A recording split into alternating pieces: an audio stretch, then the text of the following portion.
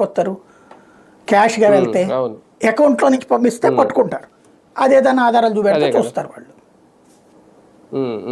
అంటే వీళ్ళ పేర్లు కూడా చెప్తున్నారు కదా, ఎవరో సునీల్ రెడ్డి అనే వ్యక్తి పేరుతో 2,000 కోట్ల రూపాయలు దుబాయ్ తరలించేశారు ఎక్కడి నుంచి అని ఆయన చెప్పారు. అదే చెప్పేది అవన్నీ దాంట్లో ఏంటనేది ఇప్పటికే వీళ్ళు అరెస్ట్ చేస్తే తెలుసుద్ది కదా ఉన్నట్టేనా అని.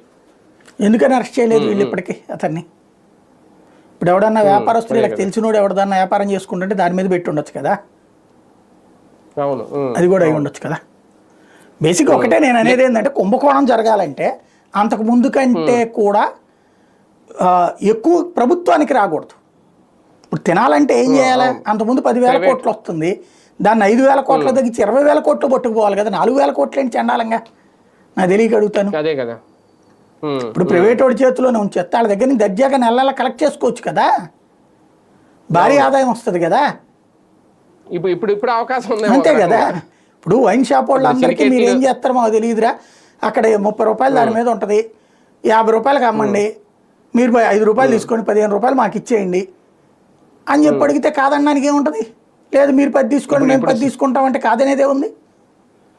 ఇంకా టీడీపీ అధికారంలోకి వచ్చిన తర్వాత సిండికేట్ల దగ్గర నుంచి ఎమ్మెల్యేలు కమిషన్లు అడుగుతున్నారని ఆలపత్రికలో రాసినాయి కదా, ఆంధ్రజ్యోతి రాసి. అదే ఇవాళ ఆర్టీజీఎస్కి సంబంధించిన సర్వేలో కూడా అదే చెప్పారు, 10 రూపాయల నుంచి 30 రూపాయలకి బాటిల్కి ఎక్కువ కొంటున్నారు, ఎక్కువ అమ్ముతున్నారు. అంటే ఒరిజినల్ రేటు దగ్గర డబ్బులు తింటున్నారు, పైన తింటున్నారు ఇక్కడ.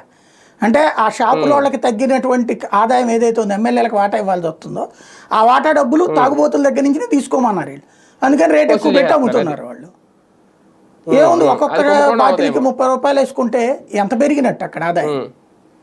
రోజుకి 1000 బాటిల్స్కి తక్కువ అమ్మరు కదా, 1000 × 30 చూడండి ఎంత ఉందో.